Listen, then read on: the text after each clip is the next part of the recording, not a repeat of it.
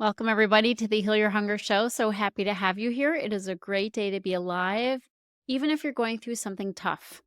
I'm going to be talking today about the anniversary of my former husband's death, which happened a year ago, and my feelings around that. But it's still a great day to be alive. No matter how sad I feel, no matter how much I miss him, I'm on this side of the dirt and I'm super happy about it. So, if you're here at the Heal Your Hunger show for the first time, this is where we get raw and real about the emotions that drive emotional eating, because it's not about food, it's not about weight, it's not about diet, even. Although it helps to have a healthy diet, obviously, if you want to lose weight and feel good in your body. But honestly, the thing that trips people up more than anything is eating over our emotions, eating to feel better. And it's not salad we turn to. It's carbs and sugar and processed foods. So I want to talk about the emotions here that drive emotional eating, because if we don't start emotionally, addressing our emotions and being emotionally regulated, we're going to keep eating. So welcome if you're ready for that conversation. That's what happens here, especially in today's show. And if you don't know about it, we are having a quit sugar challenge, and you can go to my website to learn about it and sign up. It's literally only $5. It's a 5-day challenge to help you address your relationship with sugar. Now, didn't I just say it's not about the food? Well, guess what? It's not about the food unless you're eating the food.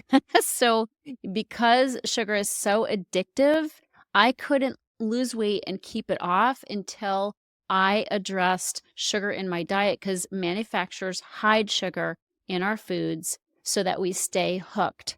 And, I'd be trying to eat healthy, but I would crave sugar because it was in the foods I was eating that were healthy foods. Obviously, ice cream and cake have sugar in them, but it's the healthy foods that you can buy at Trader Joe's and Whole Foods that are supposed to be like the foods you eat when you want to be on a healthy eating plan. And yet they put sugar in them, and then you feel like you got to have sugar. So that's why addressing sugar is so important in my Quit Sugar Challenge. And also, it's really important to know that sugar is ruining our health. So we have to address it. And guess what? If you feel terror when I say that, all the more reason to join the Quit Sugar Challenge, because I address not only the physical aspects of sugar and how to detox from sugar, how to clear it out of the foods you're eating, how to have sweet swaps where you're eating the right foods that don't have sugar hidden in them, but also the emotional connection with sugar. So I'm all about addressing our emotional dependence on certain foods, including sugar, of course, and processed carbs. So if you want to explore that journey, if you want to be with us for the 5-day Quit Sugar Challenge, go to my website right now and join us. It's $5. You can also go to quitsugarchallenge.com. Okay, on with the show. I'm so excited to be here talking to you literally on the anniversary of Roy's death. And Roy Nelson was my husband, but he was also, before that, first and foremost, he was my mentor, and he helped me climb out of hell with my relationship with food. And also, I stopped drinking on account of his help as well, because I realized I had an unhealthy dependence on alcohol as well. When you have an addictive personality, you don't generally stop at one. So, one addiction, that is. So, yeah, alcohol was a problem. I was just as physically addicted to or sensitive to alcohol as I was to sugar, because alcohol is the most refined form of sugar there is. So I had trouble, limiting my drinks when I was drinking early on in my life. So I've been alcohol free and sugar free for many years. Alcohol is a more black and white thing, right? So I can say it's been 35 years since I had a drink of alcohol. Can't say that about sugar because we have to eat food. And as I said, there are hidden sugars. And also the road of recovery around food is a harder one because you have to eat. So anyway, Roy helped me heal, period, end of story, and I am forever indebted to him. So he was my mentor first, then we began helping people together, Then we began a relationship together. Then we got married years later. And then we got divorced. And then we were family for each other. And that was our 35-year relationship up until the day he died. And I actually did find him. I was the one who found him after he passed. So I'm going to talk about my relationship with Roy and my process of grieving. Again, because it's the emotions that drive us to emotionally eat. It's the intensity of emotions that drive emotional eating. And if we don't learn how to deal with our emotions, if we don't learn how to metabolize hard emotions that happen inside our bodies, we will always have the knee-jerk reaction of eating. And people are always looking for the right diet and looking for the right, way to eat and exercise and hormones and all this kind of thing. And what's hiding in plain sight is that moment when we feel so intensely and we feel compelled to eat. If we don't look at that compulsion and how to change that knee-jerk reaction, right? That very deeply ingrained decades-long reaction to feeling intense feelings, we're doomed as far as I can tell. We're never going to stop overeating and stop, gaining weight, sabotaging our weight loss goals, sabotaging our clean eating plan. But nobody's talking about this. That moment where you feel like I have to eat, let's dig into that. So Roy passed. I found him dead on the floor. Freaking worst experience probably of my life. We lived in the same building, even, towards the end of our marriage. And then after separating and divorcing, we lived in the same building. Yes, it's pretty unconventional, especially when my guy moved in with me. I was in the top floor of the building and Roy was in the very condo below us. So credit to Roy for being able to deal with me having a new guy in my life and them seeing each other in the garage, or, on the way up the elevator, whatever. We made it work. Roy was a very unique soul. He loved me.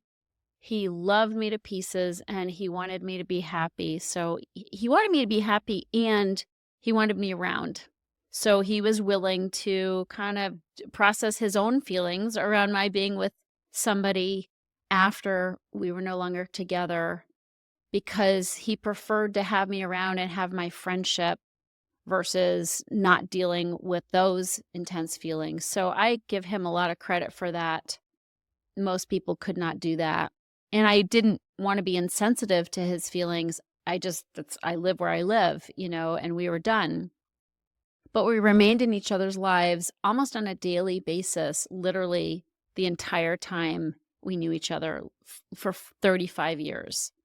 In each other's lives, more or less on a daily basis, because we're friends, because we supported each other in our journeys of overcoming emotional eating, because we're not cured of that. We've both been obese. And so, he helped me heal. And then I supported him on his continued healing journey, because you're never done. You're never done. If you're smart, you don't just lose weight and then boom, you're happy. You got to deal with the feelings that come up when you're not anesthetizing them with food. And that's an ongoing journey. And so we supported each other in spite of, the different iterations of our relationship. The constant was our friendship to the very end. And I found him because I had a key to his apartment, and I would, if I went to the store and asked him if he needed anything, I'd go into his apartment and put it there or whatever. He didn't mind me having a key to his apartment, and he needed help with his computer the night before. And the next morning, thought on my way out, I'm going to stop by. And I would always unlock his door, walk in, and he would be so happy to see me. He just loved me so much. He was like the sweetest thing. Brings tears to my eyes. And so I would go into his apartment and he'd be like, hey, and he'd give me a hug. And it was always just a sweet connection. So I did that morning, expecting the welcome, and he was on the floor and he had passed. Oh, so sad. And I tried to resuscitate him.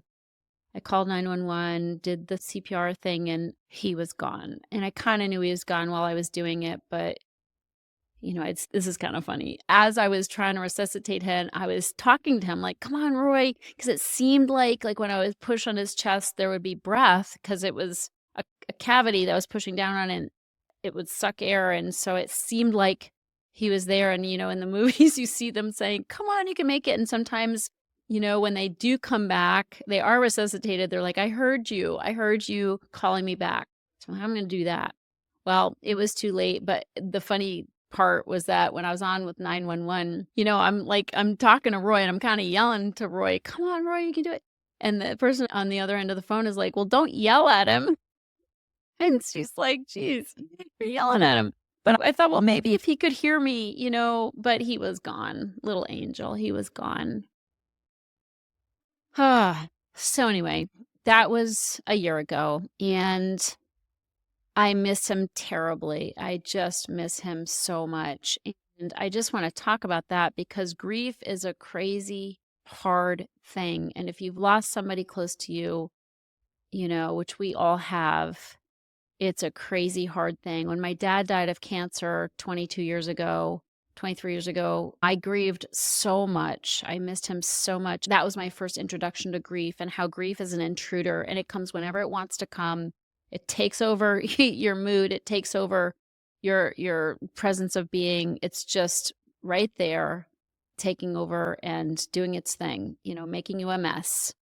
And I learned at that time to go with it, let it take over because you can't stop it. And if you try to stop it, you'll end up eating. All right. Again, the connection is you got to feel your feelings. You got to go through them. You have to make space for them, let them come. Otherwise, you will stuff them with food. And I don't want to do that. So with my dad's death, I didn't do that. If I was in the checkout line and the grief came over me, like the intruder it is, at the most inconvenient times, I would just cry right there in the checkout line. And I learned when it comes, and you better deal with it or else you're going to stuff it. So that's what I did. And, with my dad, and then that's what I've done this past year with Roy. I will say the image of him being dead on the floor was a hard one to get rid of. My friend had offered to do EFT with me. Apparently that helps with these kinds of images. I should have done that. I didn't. So anytime that image would come up into my mind, of my opening the door and seeing him there, I would switch my thoughts. Like oftentimes when I was meditating, I would have that image. It's taken all year for that to fade. It's a pretty traumatic image, and I thank all the people who have been so sensitive to the fact that I did find him, And one person said to me, that's the only way it could have been. I was his closest person. I was family to him. Besides his son, he loved Barry so much, and Barry's like a brother to me. But anyway, it's how it is. It's what happened. If it's what happened, it's probably what was meant to happen. I don't regret it. It just was tough. So I would change my thoughts when that image would come into my mind. I'd immediately change my thoughts. I'd think of God. I'd pray. I'd think of something, anything to get that out of my mind. But the process over this year has been tough, and even though this is the year of his passing right now as I record this, I don't feel that sad particularly. And, I know a lot of people get really sad on the anniversary of somebody close to them who has died. But I subscribe to the idea, or I have this idea that, if you're grieving in a fluid way, whenever the grief comes, then the anniversary isn't as significant, meaning it doesn't have to take you out just because it's the anniversary of somebody you love's death. And that frees you up. My experience is if the anniversary takes you out every year, that's a bummer, right? Like then you're kind of at the mercy of a date on the calendar. And I'm not saying you don't have feelings on the anniversary and the anniversary doesn't just kick up that grief. I'm just going to share my experience that it doesn't have to be that way. or my experience is, if you are fluid with your feelings and you feel them whenever they come up, all throughout the year, I've just been fluid with the experience of grief. I cry when I need to cry. I write my feelings out when I'm super sad. I talk to Roy. I pray to Roy. I pray to God to, to be an angel in Roy's, beingness, wherever his beingness is. And I don't know how that works. Wherever Roy's spirit is, I do believe Roy's spirit is all around me. I personally have not had any connection with Roy and his spirit since he died. That was hard for me for several months. I would talk to him and I got nothing back. Absolutely nothing. I've never seen a sign. I've never had an idea that he was around. There was not, a vase knocking off the table, it just spontaneously nothing, no sign of Roy anywhere. And that was hard for me. But I've just come to accept that. I don't understand it. I don't know if he is around. I don't know if he's my guardian angel or if I'm his guardian angel still on his spirit journey. And again, that's just something I have to accept. And those are feelings I've had to deal with. I've been sad, upset, angry, frustrated because I just want to feel connected to him. But I still pray to him. I still talk to him. And I still imagine his spirit is free, and he's cared for, he's in God's arms. And that makes me feel good. Point is, you got to deal with it. If you don't deal with it, you'll eat over it. Grief is tough. And there are stages of grief that are natural and unavoidable, right? So the 5 stages of grief, that was Kubler-Ross wrote a book on that and kind of named grief as an actual process, both physical and emotional. And so we have to honor the stages of grief, move through it, and give space to it. Give a name to it, give space to it, and keep moving through it so it doesn't take you out.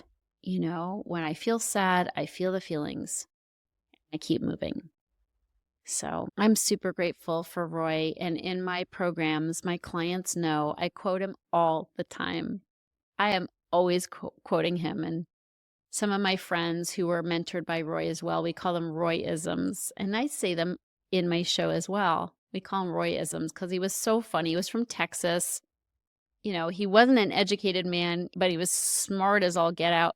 But he went to the Army at like age 16. He left home at like 13 years old, started working, quit high school, started working, went to the Army at 16 and started a business at 21. I mean, he grew up really fast. He got married. He married somebody who had a child. Then they had 3 more children within a couple of years. So, he grew up fast. He escaped his home with a violent alcoholic father. If you haven't read his story, there's a book that he's written, I helped him write, called Love Notes from Hell. That's Roy's story by Tricia Nelson, Love Notes from Hell. It's a good book, and I recommend it. It's got a lot of his spirit in it. The editor, when I was getting that book edited, the editor was like, this is the most touching book I've ever read. And the guy had edited like 500 books at the time. It's a special book. It has Roy's energy in it. Anyway, I miss him dearly. He was a quirky, crazy, inspired, spiritual, soulful man with many flaws. And he taught me so much. And I'm so grateful to him and for him. Thank you, Roy, for my amazing life. I quote him often. I try to pass on everything I learned from Roy. I pass on to my own clients, and so do the coaches. We have 2 coaches in Heal Your Hunger who were both mentored by Roy as well, and they are always quoting him as well because we know it's important that we pass on what he gave to us very freely and with so much love. So anyway, thanks for listening. Move through the grief if you have it. Feel, deal, and heal. That's what he taught us to do, and that's what I want for you. Thank you so much. I love you so much. Hope to see you on the Quit Sugar Challenge.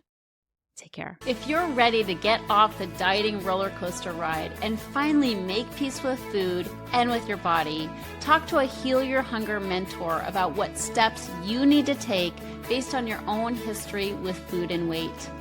Go to healyourhunger.com and register for an emotional eating breakthrough session and see how fast you can experience real change.